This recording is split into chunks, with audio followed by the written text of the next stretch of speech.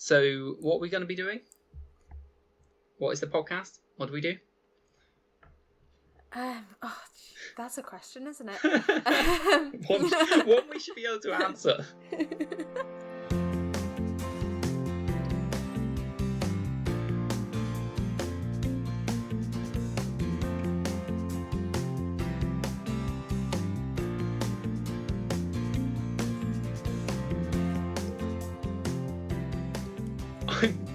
Oh, God. Hi, I'm Jay. I'm Georgia. And this is Nostalgia's Perspective. We've tried to do an intro, but it's not working. So let's just get into it.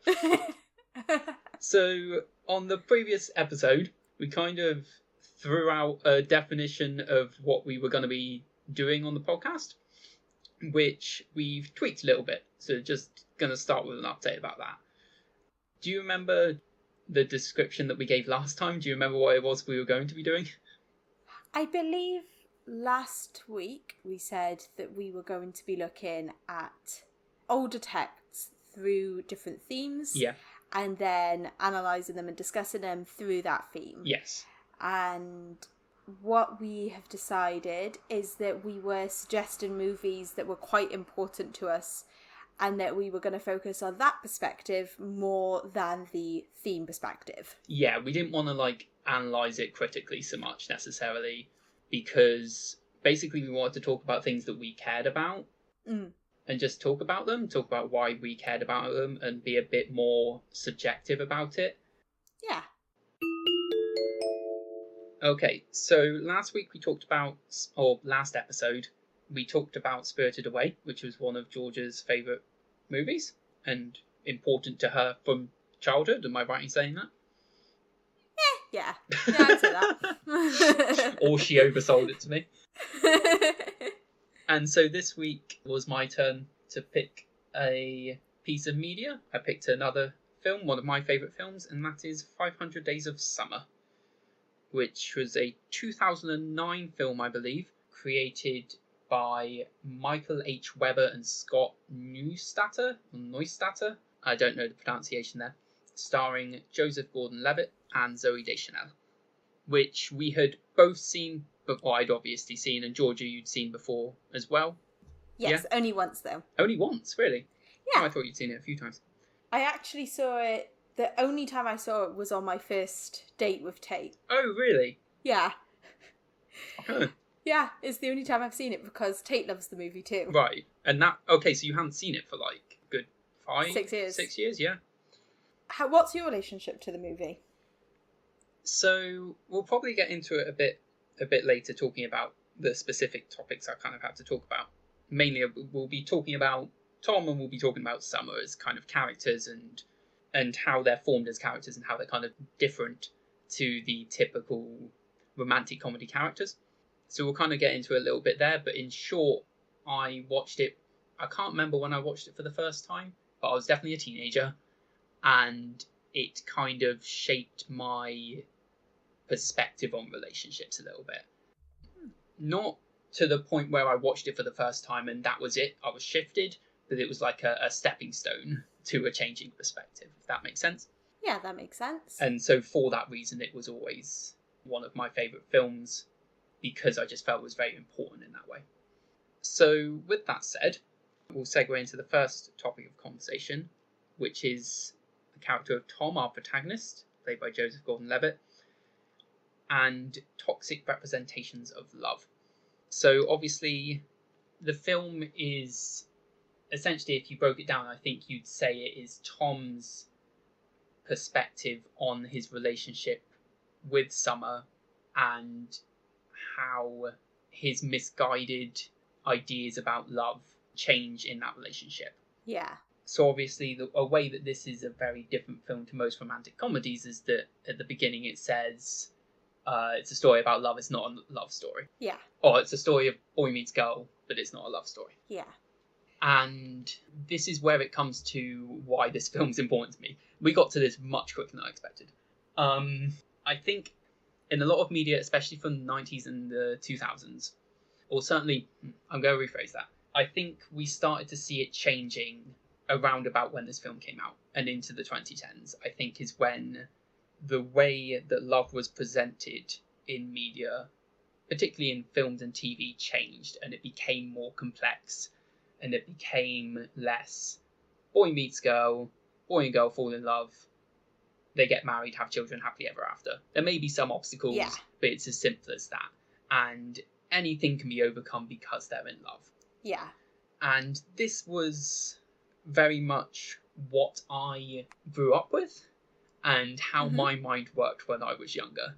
So for me, the representation that kind of hooked onto my mind was Friends and Ross and Rachel.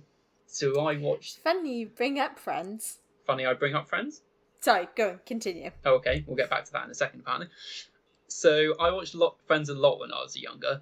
It was my favourite show, and this was from when I was born in 95, and so I watched it when it was on the first time, and kind of back-watched it as well. So I would have been like 5, probably, when I started watching it. Yeah. And it very much informed how I felt about relationships and how I saw things. I very much saw it as... it's important to note as well that I had a girlfriend in school from the age of like 5. And so to me, but also you'll see how that's problematic, because I saw it as I was Ross and she was Rachel, and so we were in love, and so we would end up together. It's the kind of thing that whatever happens, whatever either of them does, they end up together, because they're meant to be. He's her lobster. Aww. But this is problematic, because that's not how love works in real life. Love can be toxic. Love can be one-sided and unrequited and unwanted.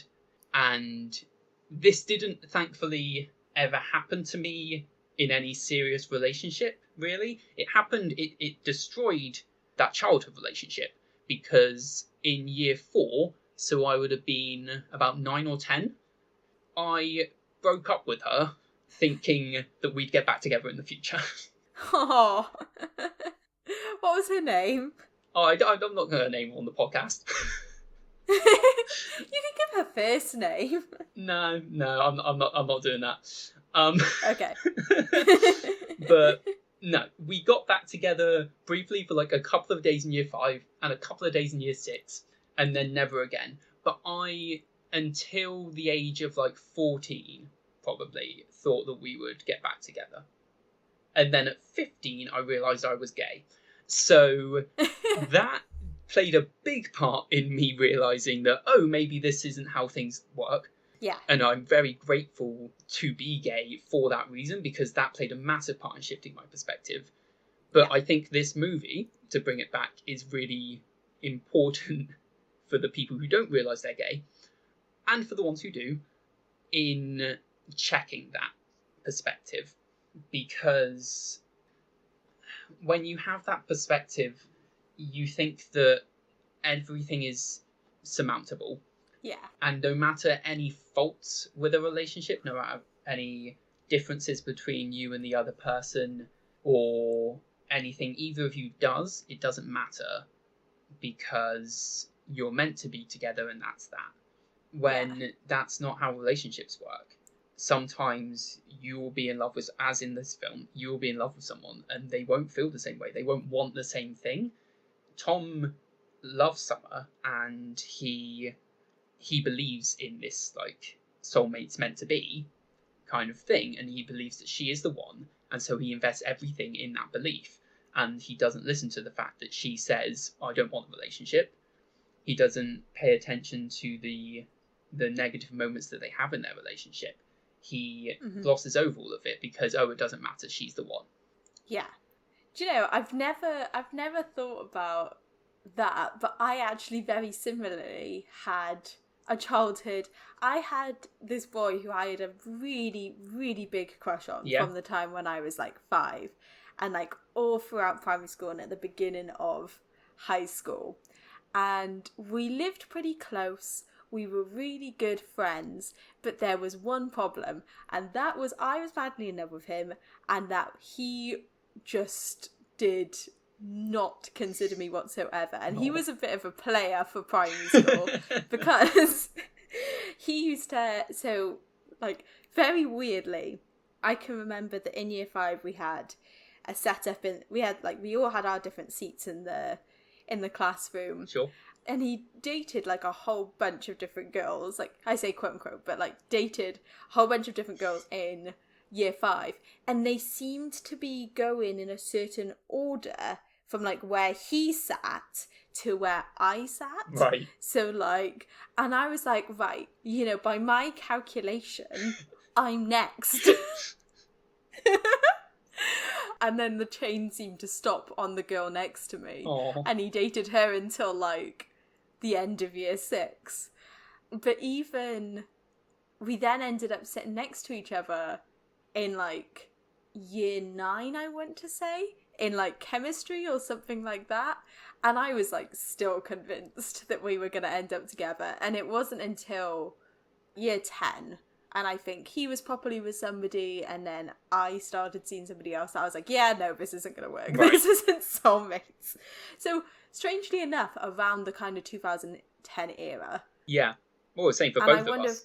Yeah, and I wonder if that was just a kind of coincidence, or whether it's just that age you start realising that soulmates aren't really a thing. Yeah. Or whether it was the kind of time period where, you're right, like, a lot of movies when we were very young were very much soulmatey and lobster and all of that. Yeah. And then around the kind of late 2000s to 2010, media started to really question that. Yeah, I wonder if we did just come of age at that moment, or whether we're just biased because of that. I don't know. It's kind of impossible to, without properly looking into it, it's impossible to establish that, whether that's just our biases. Okay, so I have a question for you. Okay. Is Tom a jerk? Yeah. Not as much of a jerk as his friends are. No, but I really disliked his friends. Yeah, and we'll maybe get to this later when we talk about how this film holds up. But yeah, I think if either of his friends were the main character of this film, you wouldn't relate, even with the way that the film is edited to make you relate to Tom. I think they are kind of more extreme in their douchery. Yes. But no, Tom is a jerk because he doesn't listen to what she wants. Mm-hmm. And he goes in with this perspective of, I love her and that's what matters kind of thing, I think. And in a way, I feel the desire to forgive him for it, because the film is set up in such a way that you feel the desire to forgive him for it, because he has been shaped to believe that this is how it is. Yeah. That you meet the one and that's it. And it will work out. And I think when you're taught that, and you really believe that you've met the one, it's very difficult to shake that. And that is why that's so problematic in society, is that people, I mean, we can talk about our experiences with that as kids. I think when you take that into adulthood, it can get really problematic. Yeah, definitely. And in the most extreme cases, like, dangerously problematic. Yeah. And I think that's what makes this representation, I think that's why Tom needs to be a jerk, because that way of going about things makes you a jerk. And it doesn't mean you're irredeemable, because he isn't irredeemable, but it's that way of acting is plain and simply wrong, and it doesn't take the other person into account, and it doesn't accept the fact that a relationship needs to be balanced. Yeah, I definitely agree. There's one reason I can forgive Tom, or I can watch the movie without thinking the entire time, oh, this guy's a jerk. Yeah. And that's because of the existence of another straight white dude with dark hair who was also on TV at the time chasing a girl with dark hair, and she said that she didn't want a relationship and he was convinced that she was the one. Can you have a guess? I don't know, that describes so many pieces of media. It does. How I Met Your Mother and Ted Mosby. Okay. How I Met Your Mother has not... I watched it quite late in the game, but I've noticed in recent years that people have not looked kindly on Ted. No. I feel like I'm right in saying that started in like 2006, 2007. And so it slightly predates this, and so falls into that category I think that we were talking about, of when it started, it was very much in the realm of films and TV from our childhood, which portrayed these unhealthy perspectives on how love works. And the strange thing about that season is that by the end of it, we were past that representation, I think. And I think that it can almost be seen in the run of it, how people stopped caring so much at the end because they didn't like it anymore, because that's not the stories that we wanted anymore. Yeah. I mean, I feel as though the reason that I really don't like Ted, like if we just take the Ted and Robin story, and we ignore Lily and Marshall and we ignore Barney, because please, let's forget that Barney existed, that How I Met Your Mother goes kind of out of its way to constantly claim that Ted is the good guy, even though he does some questionable things and he's just overall a jerk. Yeah. And it also goes out of its way to punish Robin. You know, by the end of it, you know, she doesn't want children, so therefore she can't have children. She enters a marriage which ends up failing within its first year. Yeah. She wants to travel, so therefore she becomes separated from her friends who she loves dearly. And what I like about 500 Days of Summer is that because they don't end up together at the end, like if during the wedding scene where they're dancing, they then ended up back together at that point. Yeah.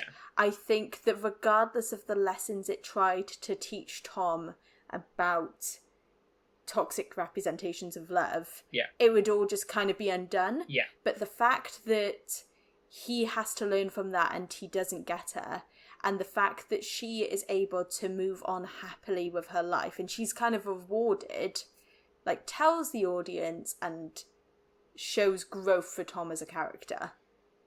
Yes, I half agree with you.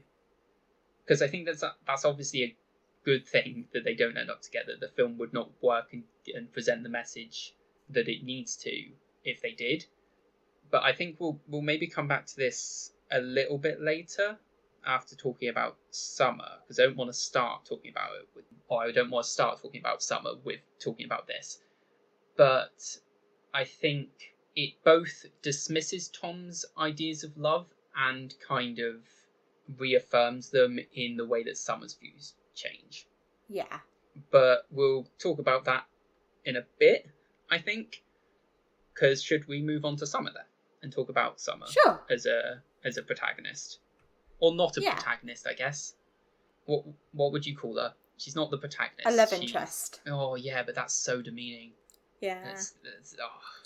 She's not just the love interest. She's a main character. She's a heroine. Heroine. Yeah, let's go with heroine. Yeah. Not perfect, but will suit our needs fine. So, I wanted to talk about Summer and how she's a great character, in my opinion, but how sometimes people dismiss her as being a Manic Pixie Dream Girl. And I think those dismissals are incorrect. Present your argument. Well, I first wanted you to define Manic Pixie Dream Girl for me, because I feel like this is something that you know more about than me and are more qualified to define. Okay. Well, broken down, I consider at least how I've always interpreted the Manic Pixie Dream Girl, is she's manic because she breaks the rules of society, whether her hair is colourful or whether she shouts inappropriate things out, or whether she, is slightly kooky. She's pixie because usually she's small and she's slight and she's usually white. And of course, she's got this kind of fairy-like aspect to her. And she's a dream because she fixes the male protagonist's life. You know, she takes the depressed, lonely male character and she transforms his life and makes him see a more positive and fluffy way of looking at things. And she just transforms his life for the better. And the issue with the Manic Pixie Dream Girl usually is that she doesn't have a story of her own. Yeah. That she could be replaced by a magical fairy sidekick and there'd be no difference. You know, she could be Tinkerbell and there would be no real difference to the story, because rather than being her own character, she's literally just there to solve the male protagonist's problems. Yeah. That's how I interpret Manic Pixie Dream Girl. Yeah, I think that's a good definition. And I think the thing we need to talk about with Summer then is that last point. Because I think up until that last point is what people get fixated on. Yeah. When you look at Jess in New Girl, also played by Zooey Deschanel, she has a stereotypical casting, I can't remember the term for it, but like a character that she is typically typecast, thank you. She's typically typecast as this like kooky little crazy woman. Yeah. But like in a fun way. Zooey Deschanel is the embodiment of the adorkable era. Yes. I'd say. Yes, she is very much that. And so you can look at her as being like rejecting social norms. She very much is that. And she's very much everything you said, pretty much. She ticks all of the boxes. And in the story, she does come into Tom's life and she does make him change. She does change him. However, she is also, to my mind, a fully rounded character in her own right. I think the way that the film is constructed makes you see it as Tom's story, because it's important that you see it as Tom's story and that you're on his side until the end, where it flips it and Rachel says, next time you look back on your relationship, try not to just see the good things, remember that there were bad things as well. And we see that, everything wasn't sunshine and rainbows. There were serious problems in the relationship, but we've been seeing it from Tom's perspective the whole time, and so we've always seen it as they should end up together because that was Tom's perspective on it. I think the important thing to always consider with female characters is, if this movie was about them, would it still be a movie? Yeah, would it still make sense? Would it still make sense? And I think that a movie from Summer's perspective would still make sense and would still be a good movie, you know? It would just be flipped. Yeah, it'd be a very different movie. Yeah. Because it would be a very different movie, but it'd still work. Yeah, because I think when you look at all of the choices that she makes in the film, like, she tells him that she doesn't want anything serious, but that doesn't change the fact that she does like him. People, I think, would criticize her in the same way that Tom does, in saying that, well, then why are you messing with him? And I don't think, when you watch it from her perspective, she's not messing with him. She likes him. She really likes him. She wants to be with him. She enjoys spending time with him. Like, we hear from Tom that they have a lot in common. We see that. We see that they have fun together. And when she has told him that she doesn't want anything serious, like, she's been very upfront about that, why not, from her perspective? Yeah. Like, it's not her job to tell him what he needs, kind of thing. You could say of her, like, oh, why doesn't she go, like, no, you want a serious relationship, we shouldn't do this because I don't want a serious relationship. But why is that her job? She asks, or she says, I'm not looking for anything serious, and he says, okay, cool, we'll just keep it casual. And so that's his fault. That's him not being honest with himself and thinking that he can change her, when she doesn't want a serious relationship, and so she doesn't have a serious relationship. And then when it gets to the point where it's clear that this is causing problems in their relationship, she breaks up with him. Yeah. Because that's the right thing to do in the in the situation because she can't keep doing it when it's clear that he wants something that she doesn't. I tried to consider, because I was like, okay, is Summer a jerk? And when considering it, I thought, my first instinct was, no, she's not a jerk. Right. She makes herself clear from the beginning, and she, you know, she doesn't really do anything. Like, that scene where Tom goes on a blind date, and the girl he's with says, you know, did she cheat on you? Like, you know, she said that she didn't want a boyfriend from the beginning, and she made that pretty clear. I agree with that. And then I thought, okay, if the genders were flipped, would I consider her a jerk if she was a guy? And my answer is still no. But I would say that movies or TV shows about guys who are non-committal and say they don't want a girlfriend from the beginning are treated as jerks. Oh. And I've always disagreed with that. Yeah, no, I would say actually kind of the opposite.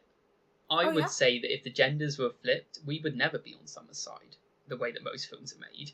Like, if someone were in Tom's position, we would be saying that she is clingy and needy and just like leave him alone kind of thing, let him do what he wants.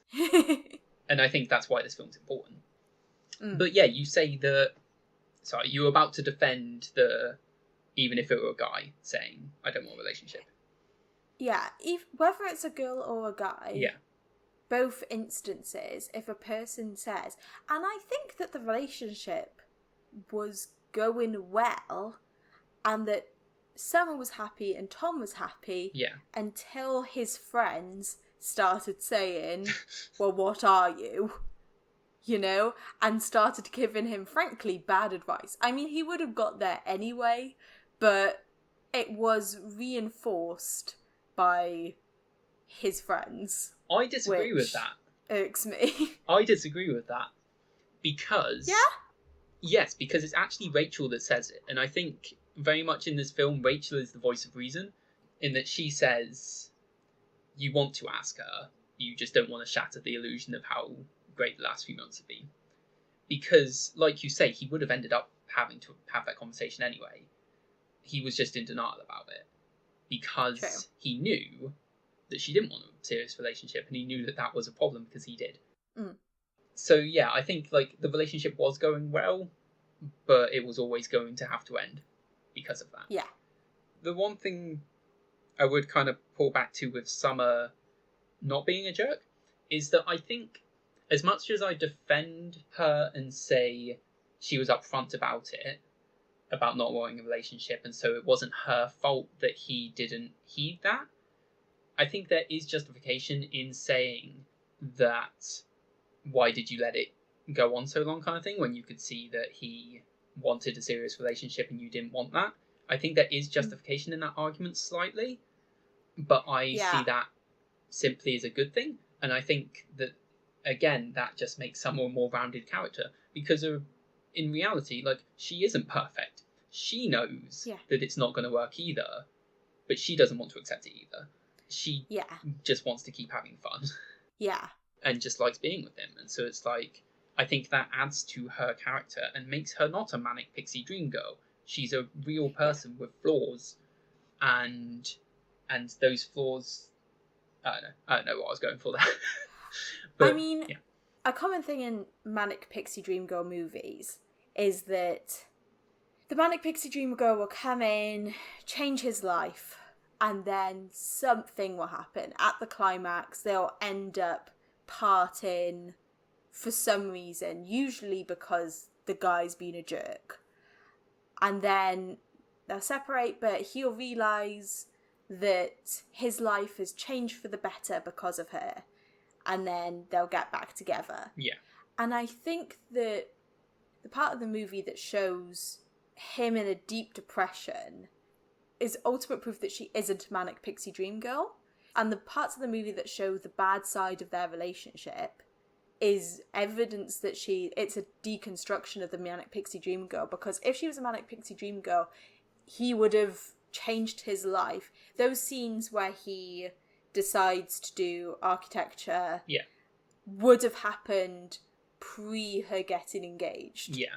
You know? She would have come into his life and he would have pretty much instantly quit his job and then started getting into architecture again. Yeah. So on and so forth. Yeah. Essentially, he learns that he needs to change his life. If he wants to sort himself out, it's not going to be magically changed by finding the love of his life. And she wasn't the love of his life. And so what's he going to do now? He needs to do something to make his life better himself. Yes. And you know, now that he's made himself better, maybe Autumn will work out better. Side note, have you ever seen The Graduate? I've not. I really... Thing is, it's a book as well, obviously. So it's one of those where I want to read the book before I see the film. But I really want to see it to properly understand the plot of this film. Because I can understand it's a really good, subtle plot. Yeah, I can understand it well enough to obviously know that it shaped his relationship, and I know that the film that they go to see before they break up is The Graduate, and that Summer leaves crying and Tom doesn't understand it, and I know that's very important because essentially it's not from what I understand, it's not a happy ending, but Tom has always watched it as a happy ending. Don't spoil it. Can I basically describe the kind of core of it? I'd rather you not, because I know enough about the core of it, and I think you can watch this film and understand that much without needing to know the whole plot. I just think that would add to it, and I want to see it or read it and then go back and watch this film, because I know that it would be that much better. But yeah, it actually took me a few times watching this film to realise that was The Graduate that they watch at the end. But yeah, sorry. I wouldn't spoil the movie. Yeah, but the smallest thing is a spoiler for me. It's a fault of mine, I know, but it's just a thing. Yeah, sorry. Fine. Anyway, the last thing I wanted to say about Summer is the thing I alluded to earlier, which is a small frustration with where they take her in the story. In that, for the most part, the film is, like we've said, dismissing that typical rom-com notion of meant to be and boy meets girl, they fall in love, things happen, complications ensue, but ultimately they end up together and happily ever after. Now, the film does that brilliantly, aside from the fact that Summer believes in true love at the end and soulmates, and that has always kind of irked me. Really? Yeah. Because I think it's perfectly fine and justified for her character to believe that, given the story. And ultimately, they needed to get her married in 4 months, and so they've got to do something to make that make sense. But for me, we've spent the whole film disassembling is the best word I can think of. We spent the whole film disassembling that notion of dismantling that notion. Deconstructing that notion of soulmates, of true love. And she has been, for the most part, our vessel for that. Her arguments against it have been our arguments against it for the most part. Like, what does love even mean? Like, why can't we just have fun, not put labels on it, and, like, enjoy spending time together? Why does it have to be true love? And so the fact that she ends up believing in it, I think, like I say, it's perfectly justified for her character, but in terms of the story that we're telling, I just wish she could have ended up happy doing what she was doing. Like, happily with someone and not married to them and just having fun. Because I think that's a perfectly justifiable way of living and way of viewing the world. And I think having her married at the end and believing in soulmates almost affirms that idea that that is the way to go. That is the only way. And I wish we could have had Summer just being single and happy with it. And I do wonder whether, if the film were made now, whether she would end up married. I agree with your points about being single and happiness and all of that. However, I disagree with you about the message of the movie. Okay. I don't think that the message of the movie is that true love and soulmates don't exist. I think the message of the movie is that those things have to come organically and that you cannot force them.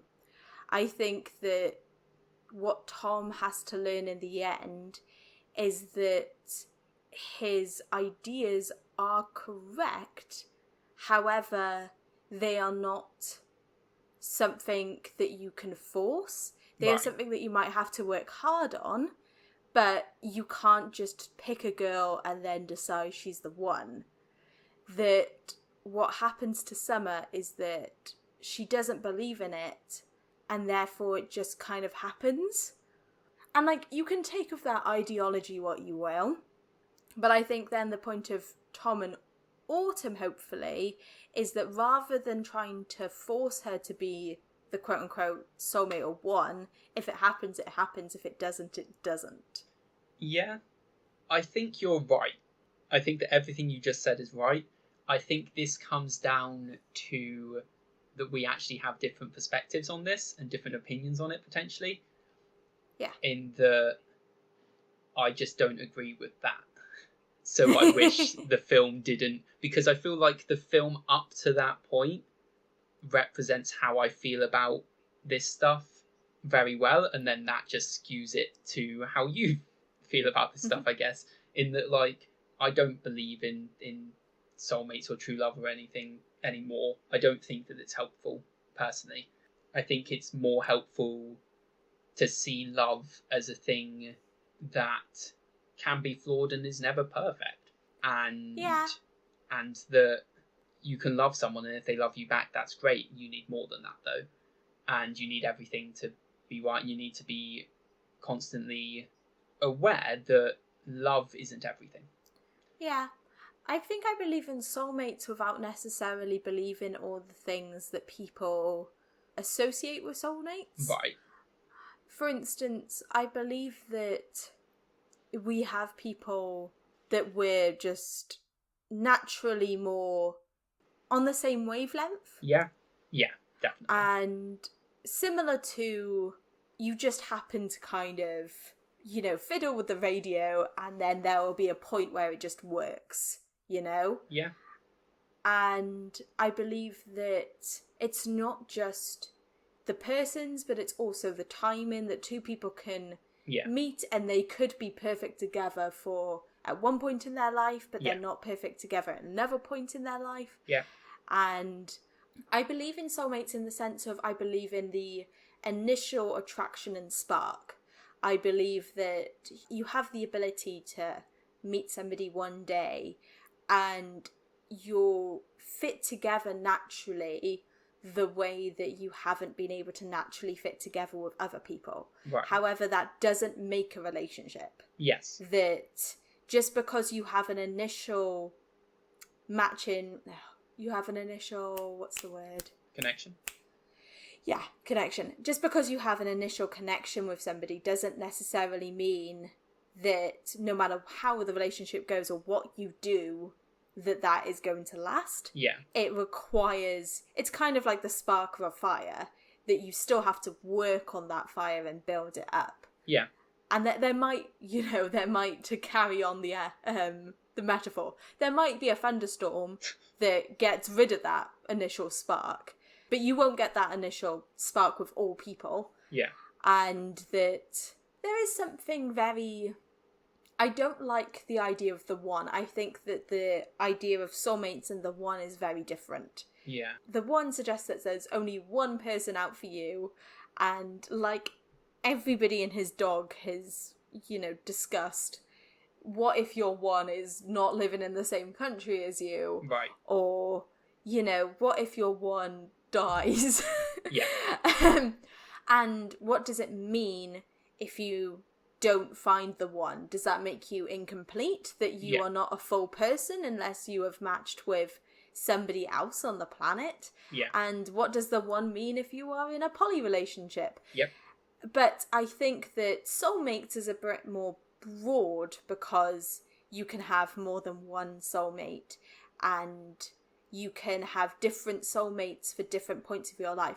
I think that I've had soulmates that were important for me at 16, but had an expiration date. Right. The purpose of that soulmate was to teach me a certain lesson, and that once that lesson was learnt, that soulmate didn't really had fulfilled its job purpose.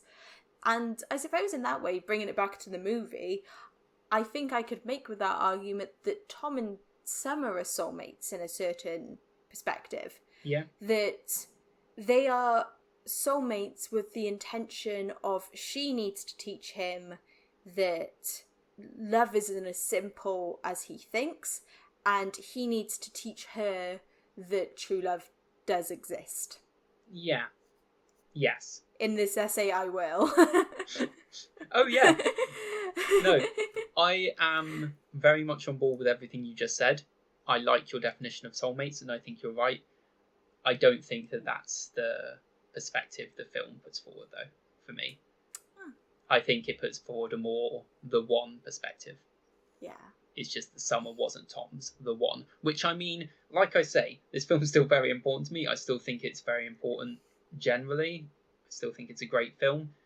But just that little thing undermines the message for me a little bit. Yeah. That's fair enough. Yeah. So talking about how the film holds up now, obviously it's 11 years old. We've kind of alluded to a little bit how things have changed in that time. Like we said, that the 2010s was really where media representations of relationships seemed to change and seemed to accept more complexity. And obviously this was at the very start of that, so obviously things have changed quite a lot. How do you feel the film holds up? Is there anything in particular that you'd say, oh, that's outdated? Definitely his two friends. Yeah. Every time they were on screen, I just rolled my eyes and was like, oh, this is so 2009. Yeah. And I hate it. Yeah.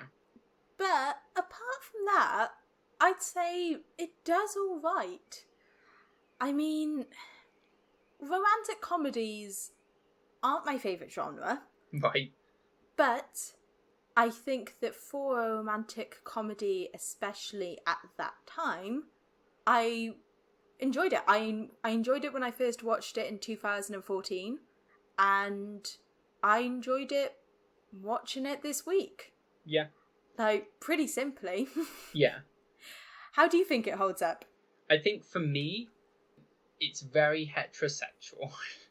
Yes. As a gay man, there's a line near the beginning of the film, something along the lines of, there are two types of people in this world, there are men and there are women. So yeah, I should say heterosexual and very cisgendered. Because that line is just like, oh, nope, not how it works. And very much throughout the film. And I accept that part of that is not necessarily necessary. I think you can do the film without it, but it does play into the stereotype, the cliche of boy meets girl, they fall in love. It plays into the story that we've been told a million times that they're trying to dismantle, and it works in that way. Just watching it back now, that line particularly, as well as some other things in the film, it's just like, oh, that hurts. Like, I love this film, but it just hurts to hear that, and it's just like, no, that's wrong. Just plain wrong. And I'd like to think, made nowadays, we wouldn't have that. Yeah. Yeah. And I mean, I also think that since the movie has come out, like, at the time, this idea of having, we'd had many years of movies about a girl who believes in love and a guy who is non-committal. Yeah. And then the idea of movies like 500 Days of Summer was, oh, what if we swapped it around? And we put stereotypical feminine ideas onto a guy and stereotypical masculine ideas onto a girl. Right. But I think that after 11 years, those have become tropes within themselves. Yeah. And that although you can watch the movie and you can say like, oh, it was, it was made in this time, and I do think it holds up. Yeah. I still think that if I was to show this to someone younger, they wouldn't see the deconstruction because they would be like, oh, well, this is usual. Yeah, I think also, and whether this is just me being idealistic, I'm sure there are still plenty of people, unfortunately, that would benefit from seeing this movie and have their perspectives changed. I think also because that idea is much more mainstream now, or certainly in liberal circles, which I think, thankfully, in a way, mainstream media is fairly liberal, and so the mainstream perspective now is very much not anti-soulmates and anti the one, but it's very accepting of that's not true for everyone. Yeah. It's much more complicated than that, and different things are true for different people. And I think what that means is that this film kind of is less relevant now because it was created in a world where that wasn't the mainstream, where this was a deconstruction, and where that deconstruction is important and not necessarily new, but relatively new. Mm-hmm. And I think because we've almost passed that now, and actually, anecdotally, you said about showing it to someone younger now, Stephen, my partner, does not like this film. Doesn't he? No. And I think part of that is just romantic comedies, that type of film, just in his type of film, whether you're deconstructing or not. But I wondered watching it back this time, whether part of that is because he's past that perspective. Yeah. That perspective is dated now. That perspective of the one is so clearly dated that I think watching this film for the first time nowadays, a lot of people would be in the mindset of Tom is a jerk, even though we're watching it from his perspective. I think if you watch it with fresh eyes nowadays, you immediately clock that, oh no, Tom, you're being a dick here. Yeah. And so it's then very hard probably to watch the rest of the film because it's like, oh, Tom, you're being a dick. Just like, this isn't going to work. This is so clearly not going to work. How are you not seeing it? Yeah. I think you need to have the flawed perspective to properly enjoy this film in a weird way. Mm. Yeah. Or you need to have had that perspective when viewing it for the first time. That perspective needs to have been the mainstream. Yeah. In your world. So I'm sure there are plenty of people who could still watch this for the first time and benefit from it. But I think for the average liberal, I think that is a thing that dates it. And I think that is a thing that makes it a less good film now than when it first came out. Yeah. Yeah. What do you think about the fact that my partner, we watched it on the first date? I do think back and I'm like, we watched a breakup film on our first date? Like, oh, I'll counter that with the fact that it wasn't our first date, it was our fourth date. But it was the first time I went back to his place and we were flicking through Amazon Prime to decide what to watch, and it was taking us a while. And I wanted to watch The Princess Bride. And Stephen was very adamant against watching it for whatever reason. We've since watched it. I don't entirely know why. I think he genuinely had the thing of like it's too romantic. Yeah. And so we watched Sin City. Which, I mean, it's a perspective. Yeah. Yeah, I'd say that he's not a big fan of like that type of movie. There's a good example. But I mean, hey, either way, like maybe that's what you need. You need to watch Sin City or a breakup movie on your first date because we're still both with them. So watch 500 Days of Summer on your first dates. Yeah, people. It will introduce conversations into the relationship that are better had sooner rather than later. Yeah. Yeah. Do you know what? I think it did. Like, strangely. Yeah. Because I think then, even on a first like couple of dates, you get a feel of people's ideologies when it comes to relationships. Yeah. And that was an interesting one to kind of think about, what do you see as healthy or unhealthy? Yeah. It's always a good way to gauge, isn't it? Yeah, and I think obviously that's very important in a relationship to talk about that and be upfront about that. Yeah. I mean, you don't have to do it on the first date. Well, yeah, and otherwise you end up with Tom and Summer's relationship, don't you? Yeah. I think that about rounds it up. The only other thing I was going to do, as maybe we will do each week, is rating it. Okay. Out of 10. Ooh, a He 10. says tentatively. Oh, what were you? Were you going to star rate it, or out of 100? I was going to say out of 5. Oh, see, now out of 5 always feels too limiting to me. I want more scope, and I just like half star it anyway, so I'm essentially rating it out of 10 anyway. But we can do it in stars if you want, and I'll half star it if I need to. No, go on, let's do it in 10. Okay, you go first. Okay, out of 10, I would rate it 6.5. Oh, okay. Good movie, good style. Really like the outfits. No, I know it never came up, but I always really like the outfits. Yeah, I would talk about the style as well. I just didn't think it fitted in with the conversation. Like the structure.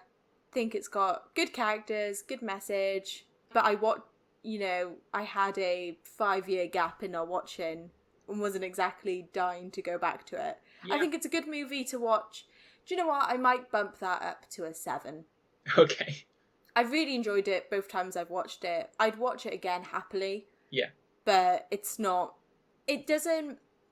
think that it's one of those movies where, strangely, there's either a spark there or it isn't. Right. And while I think that it's a good movie, and while I can discuss the characters, I don't think that it was ever a particularly special movie for me. Yeah, I think that I also wonder whether that plays into what we were just talking about, of you obviously watched it not with Tom's perspective on love, and whether that makes a difference. Yeah, do you know what? I think at the time, in 2015, I had Summer's perspective on love. Right. That's interesting. And, yeah. Something I probably should have brought up earlier. But, oh well. Well, you brought it up now. Yeah. Yeah. And so, the movie plays very differently for me. Yeah. Because I feel more like I'm interested in her story than I am in his story. Yeah, that is another thing that Stephen said about it as well, was that he felt like he wanted to see more of her and understand her more. Strangely, when I watched it on the first date, I didn't believe in Soulmates and Love. Yeah. And then I've now watching it for the second time, believing more in Soulmates. Yeah. So, yeah, I guess I really was watching it more from Summer's perspective. Yeah. Yeah, I think, obviously, like we've said, it's a very important film to me.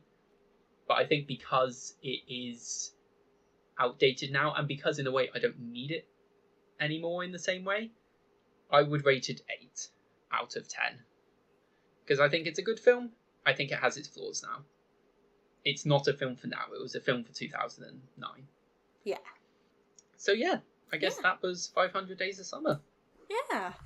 I think that if you've listened to this and thought, hey, I want to watch this movie, I feel as though there are newer movies that you could watch to get the same lesson. I'm trying to think of something. The first movie that came to mind was What If, which I think came out a couple of years ago and had Daniel Radcliffe in. Yeah, I think What If is a perfectly good rom-com. Yeah. I'm trying to think of any others. No. That's... Just watch 500 Days of Summer, guys. It's great. Just, go in knowing that, if you're fairly liberal, you probably won't like Tom, but just kind of go with him. He's fine. Yeah. He's alright. Yeah. He's not the worst. He's not as bad as Ted worst. Mosby or Ross Geller. Yeah. Yeah. God, I hate Ross.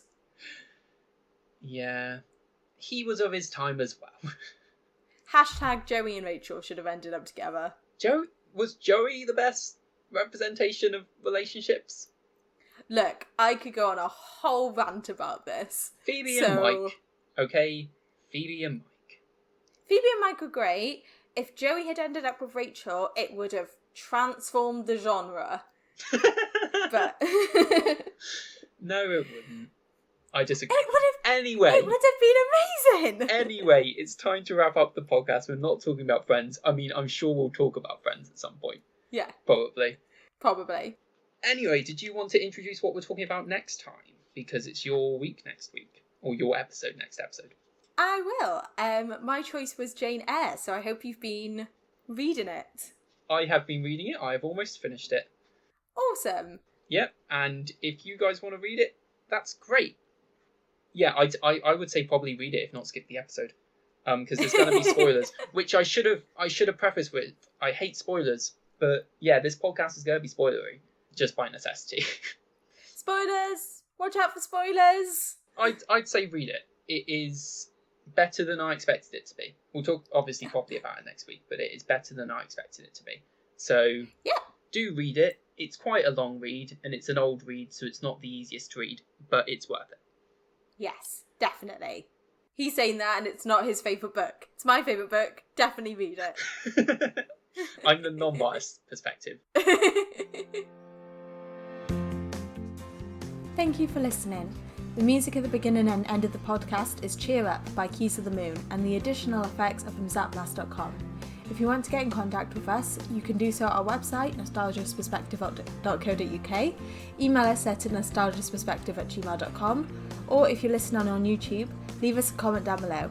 Next time we'll be discussing my choice, Charlotte Bronte's classic, Jane Eyre. Thank you!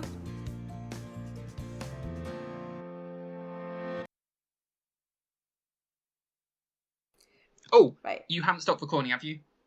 No. Good. Okay, because we didn't do a clap at the beginning, and I'd really like to do a clap this week, because last week we got the clap wrong, and it screwed up the syncing. Okay, well, how about we stop at the same time? Yeah, but that's risky, because we might not stop at the exact same time. Okay, we'll do the clap then. Okay. I'll go 3, 2, 1, clap, okay? Yeah. Ready? Yeah. 3, 2, 1, clap. No, you went after me. Yeah, you screwed the timing up. You went 3, 2, 1, and I can't be in time then. Okay, 3, 2, 1, clap. Ready? No. That's an example. Okay. This time it's the real one. Okay. 3, 2, 1, clap. You didn't clap on the clap. You didn't clap when you said clap. Yeah, I did. Did you? Yeah. I didn't hear it. Last one. 3, 2, 1, clap. Okay, that sounded better. It didn't to me. Maybe it's just a lag. Oh, it's probably a lag. But then how does that make sense? Your voice isn't lagging. True. I'll work it out. It'll be fine. Yes. Right, ready to stop the recording? Yep. 3, 3, 2, 2, 1, stop.